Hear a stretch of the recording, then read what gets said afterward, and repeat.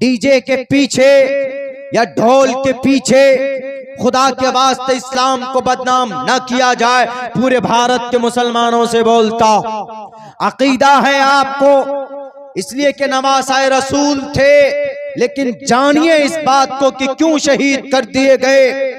जुल्म के खिलाफ आवाज बुलंद करते करते इस दुनिया से अपने पूरे परिवार को कुर्बान कर दिया, शहीद हो गए, लेकिन कभी भी गलत का साथ ना दिया। हम तो गलत का साथ देते। ये डीजे किस उस वक्त तो नहीं था, डांस तो उस वक्त नहीं था, शराब तो जायज नहीं थी उस वक्त में। आप शराब पीकर नंगे होकर डांस करते हैं। अब तो नया तरीका चल पड़ा है जनाब, पूरी यूनिफॉर्म पहनते, गाड़ियां किराए पे करते, गाड़ी पे बैठकर दूसरे गांव में जाकर के डांस करते, चंदा जमा करते, सड़कों पर खड़े होकर गाड़ियों को ट्रैफिक को जाम करके उनसे पैसा लेते। ये जायज है इस्लाम में? बिल्कुल जायज नहीं। किसी की प्रॉपर्टी को डैमेज करना, किसी की दुकान को नुकसान पहुंचाना, किसी की साइन बोर्ड को डंडा मारकर तोड़ देना, ये मुहर्रमुल हराम के महीने में मुहर्रम के नाम से ऐसा किया जाता है, कहीं से कहीं तक जायज नहीं। अल्लाह का फजल है कि हमारे बहुत सारे उलमाए किराम अब जिस बिरादरी में डीजे डांस ढोलक धुमका होता था, अब वो लोग भी ढोल को फाड़ रहे हैं। अब वो लोग भी जो अपने हाथों से ताजिया बनाते थे, ताजिया का मतलब वही हुआ, ताजिया का मतलब मन्नत मांगने की एक जगह, एक जो वो शक्ल बनाते हैं अपने हाथों से तराश कर। हाथों से तराश कर मूर्ति कौन बनाता था? आपको याद होना चाहिए। आजर कौन? हजरत इब्राहिम के बहुत अपना जहां से पैदा हुए, लेकिन मगफिरत अल्लाह तबारक व तआला ने उनकी नहीं की, तबाह हो गया, बर्बाद हो गया। आप भी अपने हाथों से अगर बनाएंगे, हिंदू भाई बनाते हैं तो आप कहते हैं कि तुम मूर्ति पूजा करते हो, गलत है। क्यों जी? अंदंत महाप्रियो शंति असंभव चीज की पूजा कर रहे हो, अपने हाथों से बनाते हो, बेजान चीज को बनाकर सामने खड़ा करते, परिक्रमा करते हैं, चक्कर लगाते हैं। हम मुसलमान भी अगर ताजिया बनाकर चक्कर लगाएंगे, गलत होगा कि नहीं होगा? एकदम गलत होगा। मेरी बात कुछ लोगों को कड़वी लगेगी, लेकिन मेरे भाइयों मुझे कुछ नहीं मिलने वाला। आपको आपकी ताजिए की अगर बुराई करे तो आपको बुरा नहीं लगना चाहिए। मैं शरीयत का एक पैगाम आपके सामने रख रहा हूं, आप अमल करेंगे, आप अगर बचेंगे तो गुनाह से बच जाएंगे, नहीं बचेंगे तो कल कयामत में मैं तो अपना दामन झाड़ लूंगा कि अल्लाह मैं खुद नहीं बनाता था, न मनाता था, न बनाता था, न तैयार करता था, लेकिन हम गए बंगाल की घाटी में, गए बंगाल के इलाके में जाकर वहां के लोगों ने प्रोग्राम किया, हमने ताजिए की मखालफत की। क्यों मखालफत की? क्योंकि शरीयत में इसका कोई वजूद नहीं है, क्योंकि शरीयत में इसका कोई सबूत नहीं है। इसीलिए हमने बताया आप अमल करेंगे, बच जाएंगे, तो अल्लाह तबारक व तआला आपको कल क़यामत में अज्र से नवाजेगा। अल्लाह तबारक व तआला आपके मकाम को बुलंद करेगा। आप इस मुबारक महीने की 10 तारीख को रोजा रखेंगे तो पूरे साल रोजा रखने का सवाब देगा। आप अगर उस दिन अपने फैमिली के लोगों को अच्छा खाना खिलाएंगे तो अल्लाह तबारक व तआला पूरे साल आपके रिस्क के अंदर बढ़ोतरी अता फरमाएंगे। इस नीयत से अगर आप काम करते हैं तो इंशाअल्लाह कल क़यामत में मरने के बाद आपको अज्र दिया जाता है। मेरे नौजवानों, मैं फिर वहीं आता हूं, अगर शहादत की वजह से किसी के याद में गम मनाया जाता तो जंगे उहद को याद कीजिए। जंगे उहद इस्लाम का सबसे दूसरी बड़ी जंग मानी जाती। एक तो जंगे बद्र है जिसमें तकरीबन 70 कुफार शहीद कर दिए गए थे, 313 थे सहाबाए किराम, और उधर मुशरिकीन मक्का कितने थे? तकरीबन 1000 की तादाद थे उनके। एक साल के बाद जंगे उहद सामने आता, वही जंगे बद्र का मुकाबला, उनकी बदला लेने के लिए कुफार और मुशरिकीन अपनी पूरी ताकत के साथ सुफियान और खालिद बिन वलीद, बाद में ईमान लाए ये लोग। इनकी निगरानी में अल्लाह के नबी के सहाबा को मोहम्मद रसूलुल्लाह को इस जमीन से मिटाने के लिए पूरी तैयारी के साथ मदीना पहुंचते। मदीने से थोड़े फासले पर जंग का ऐलान किया जाता है। उहद के मैदान में एक तरफ ये 3000 की तादाद में थे और सहाबा किराम की तादाद कितनी थी? 1000 की तादाद। उनमें से भी 250 लोग जो मुनाफिक थे वो निकल कर चले गए कि हम मुकाबला नहीं करेंगे, इसलिए कि उनकी तादाद ज्यादा है, मुशरिकीन मक्का की तादाद ज्यादा है। इमामे अल्लाह के नबी अलैहिस्सलातु वस्सलाम सहाबा किराम को लेकर मैदाने उहद में चले गए। वहां पर सब बंदी की गई है और वहां पर आपके साथ आपका चाचा कौन? हमजा रज़ी अल्लाह ताला अन्हु आप अलैहिस्सलातु वस्सलाम के साथ रहते थे। मुकाबला शुरू होता, जंग होती। शुरुआत का मामला ऐसा लगता है कि मुसलमान कामयाब हो रहे हैं, लेकिन थोड़ी सी चूक की वजह से, एक गलती की वजह से, एक कहीं पर एक फॉल्ट हुआ, अल्लाह के नबी के हुक्म की मुखालफत की गई, तो वहां पर अल्लाह तबारक व तआला ने होने वाले फतह को शिकस्त में बदल दिया। कुछ ही देर में मामला चेंज हो गया। कुफार दूसरे तरफ से हमला किए, अल्लाह के नबी के दंदान मुबारक शहीद किए गए, दांत टूटे, अल्लाह के नबी के दंदान मुबारक भी शहीद हुए उहद के मैदान में। उस दिन गम मनाना चाहिए हमें, नहीं मनाए। अल्लाह के नबी अलैहिस्सलाम को तीर से हमला किया गया। सहाबाए किराम ने अपना सीना सामने तान कर खड़ा किया।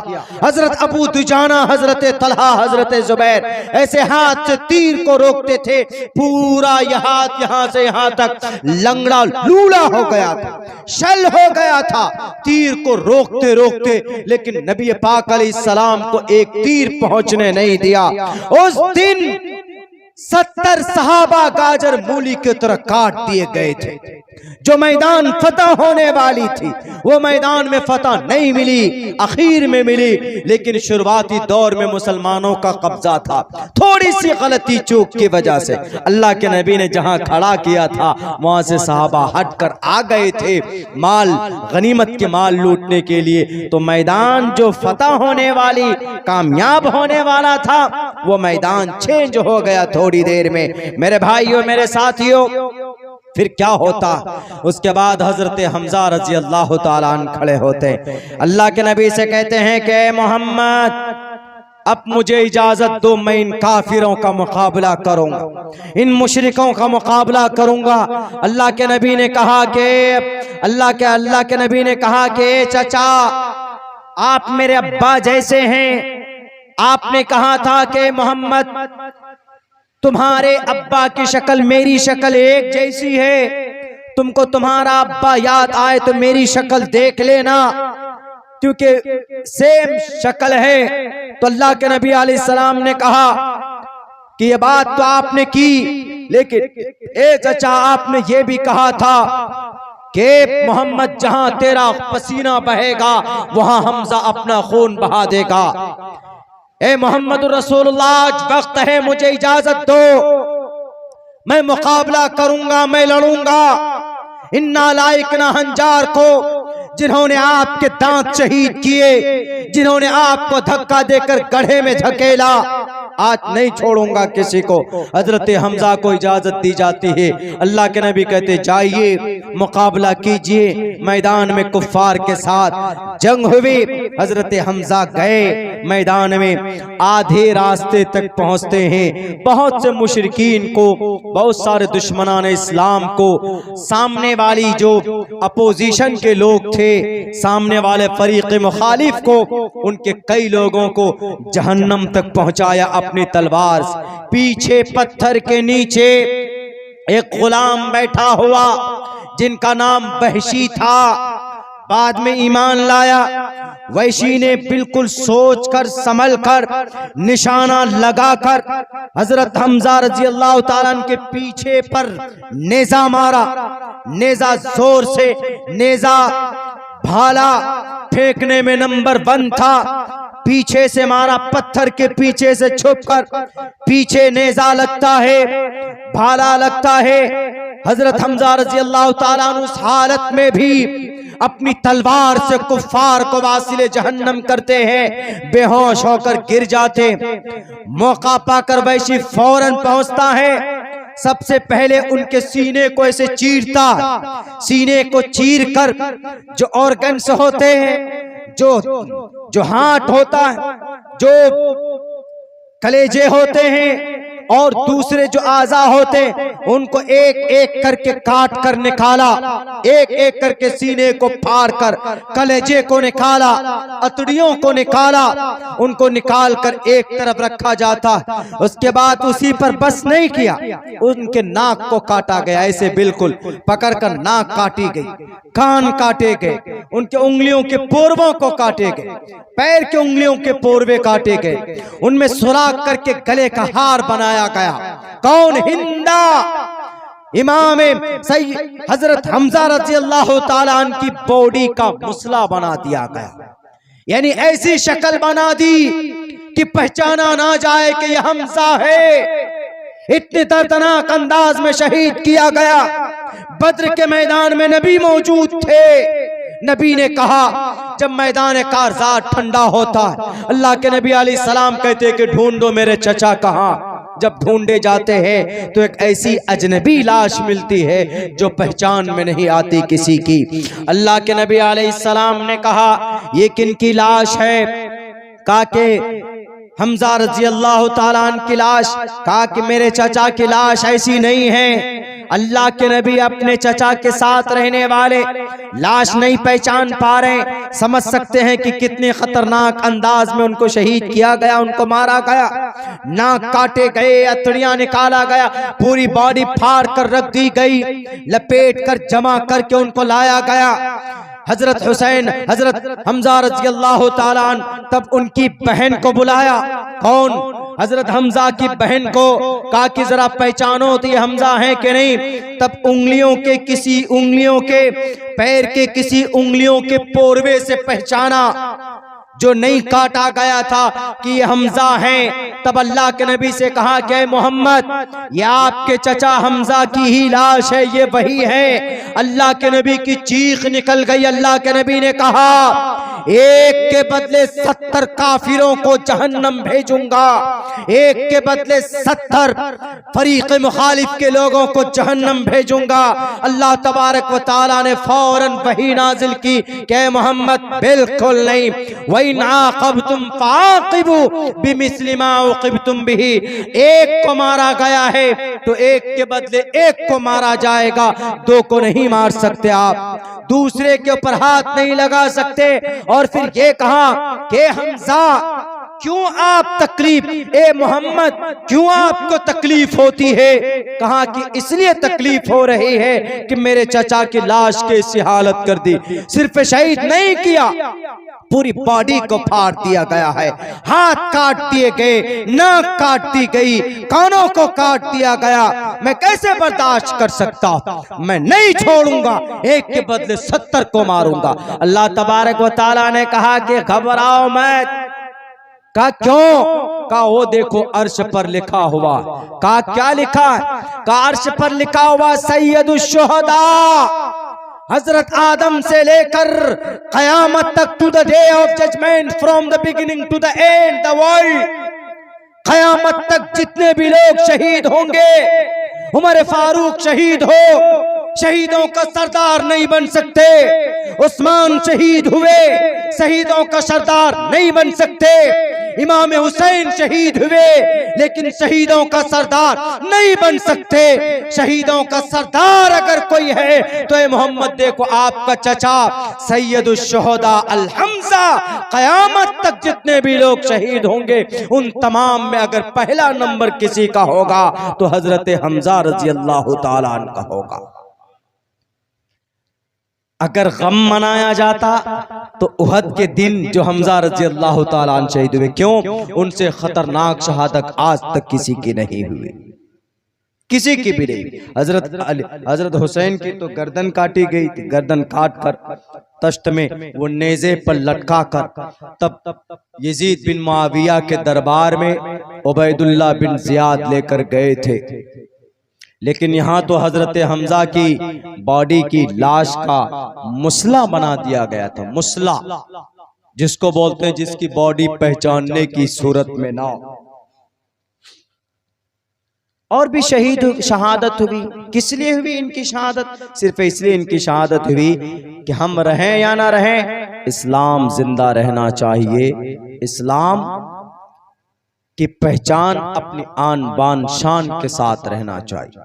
बहुत से लोग बदनाम करने की बहुत सारी साजिशें रचते हैं, गालियां देते हैं, तौहीन आमेज कलिमात बोलते हैं, वो अपनी जगह पर। लेकिन मेरे नौजवान साथियों, मेरी आवाज जहां तक पहुंच रही है, जिन साथियों तक पहुंच रही, मेरी तकरीर रिकॉर्ड भी हो रही। अभी हम लोगों ने एक अभियान भी चलाया था। हमने ज्यादा कोशिश की थी कि हम अपनी बात, हमारी बात, उलामा की बात दूसरों तक पहुंचाए। इस मुहर्रम के महीने से, इस मुहर्रम के महीने में 2 काम करना। एक रोजा रखना 10 तारीख 9 या 10, 10 या 11 को, और दूसरा काम ये करना है कि अपने घर के अंदर अच्छा खाना बनाना। और दोनों अगर कोई न रखना चाहे, कोई तकलीफ है, कोई दिक्कत में, कोई परेशानी में रोजा नहीं रख सकता, तो जबरदस्ती भी नहीं, लेकिन ये काम करना चाहिए। ये काम हम करेंगे नहीं। हमारे नौजवान तो बाहर से आते हैं, परदेश से आकर के चंदा जमा करते हैं, क्या डीजे लगाना है जी, ये खुराफात, वो खुराफात। खुराफात से इस्लाम बदनाम होता। हमारे यहाँ कुछ इलाकों के अंदर जंगी निकाली जाती, जंगी। मैं नहीं कहता कि आप तलवार मत निकालिए, फरसा मत निकालिए, डंडेबाजी मत कीजिए, बल्कि आप वो एक हुनर की चीज, अगर कोई तलवार जैसे सीख लो। अभी हम एक प्रोग्राम में अमरोहा, ये अमृतसर गए थे पिछले महीने की 24 तारीख में। तो हमको अमृतसर से लेकर जहां प्रोग्राम था, शायद मोगा डिस्ट्रिक्ट, वहां तक जो लेकर गया, एक गाड़ी का जो ड्राइवर थे वो एक हमारे सिख भाई थे। उनके पास 2 तलवार थी, एक बड़ी वाली तलवार मेरे सीट के करीब में, और एक किरपान छुरी कमर। क्यों? उनके अकीदे में शामिल। सिखों का 5 अकीदा, किरपान, केश, किंग, और वो पगड़ी, और ये बाला जो पहनते हैं, बलिया जो पहनते, कड़ा, और किरपान छुरी रखना फर्ज है। उनके यहाँ नहीं रखेगा तो वो सच्चा सिख नहीं माना जाएगा। उनके यहाँ जरूरी ये चीज है। तो वो हमने देखी तलवार। अब इस मुबारक महीने में इस परमिशन होती है कि जनाब आप लाठीबाजी करें, खेलें, कोई मना नहीं। इस्लाम में तलवारबाजी करना, अब शरीयत का क्या मकाम, शरीयत का क्या उपाय है, इजाजत है क्या क्या करने के लिए, वो इसी महीने में खास नहीं। आप अगर तलवार आपके घर में है, अपनी प्रोटेक्शन के लिए, अपने देश की प्रोटेक्शन के लिए, अपने मुल्क की हिफाजत के लिए आप तलवार बाज हैं, हुनर है आपके अंदर, तलवारबाजी करते हैं, तो आपको शरीयत भी मना नहीं करती, आपको भारत का संविधान भी मना नहीं करता। किसी को मारने, किसी को हत्या करने के लिए नहीं, बल्कि अपने मुल्क की रक्षा के लिए, अपनी जान की रक्षा करने के लिए, अगर आप सेल्फ डिफेंस के लिए आप तलवार रखते हैं या लाठीबाजी। अल्लाह के नबी के जमाने में तलवारबाजी होती थी, घुड़दौड़ भी होता था, तीरबाजी होती थी, निशानेबाजी, डंडेबाजी होती थी, कि देखते हैं कि डंडा चलाने में कौन नंबर 1, तलवारबाजी में कौन नंबर 1। अल्लाह के नबी के जमाने में होता था, ईद के दिन खुसूसन, ईद के दिन ईद की नमाज पढ़कर आए, जो भी खुशी थी मनाई। जोहर की नमाज के बाद तकरीबन आधे पहर दिन के बाद सहाबा कराम कर्तव्य दिखाते थे, डंडेबाजी। देखते हैं कि लाठी चलाना सबसे बेटर कौन जानता, तलवार चलाना कौन जानता है? तो अम्मा आयशा फरमाती है कि मैं यहाँ अल्लाह के नबी के यहाँ पर कंधे पर ऐसे सर रखकर ऐसे सर रखकर पीछे से मैं देखती थी कि कौन बेहतर लाठीबाजी करता। तो पता ये चला कि लाठीबाजी सीखना करना, तलवारबाजी सीखना सिखाना ये गैर कानूनी भी नहीं है और गैर शरई काम भी नहीं, कर सकते, लेकिन उसके लिए कोई मुतय्यन होना कि नहीं जनाब मुहर्रम में ही करेंगे, वो जरूरी नहीं। हाँ, यह है कि मुहर्रम में एक बहाना मिल जाता है। तो फिर एक काम कीजिए, डीजे मत बनाइए, ढोल मत लीजिए, शराब मत पीजिए। आपको करना है तो गांव समाज के जो उम्र दराज लोग जो तलवार और लाठीबाजी जानते, उनकी निगरानी में एक टीम गठित कीजिए, नौजवानों को लेकर एक मैदान में जाइए, चलो सीखो, बताओ जरा, देखते हैं कि तुम में से किन के बाजुओं में कितनी ताकत है, देखते हैं किन कौन ज्यादा बेहतर लाठी चलाना जानता। आप इस नीयत से अगर करेंगे कि हमको हुनर आए, देश की, मुल्क की, मजहब की रक्षा करेंगे, तो आपका वो सीखना भी भाई से सवाब है जनाब। वो काम नहीं करेंगे हमारे नौजवान। लेकिन यह है कि कुछ नौजवान तो बस अभी रास्ते में हमने देखा कि गाना चल रहा, छोटे बच्चे लाठी घुमा रहे हैं,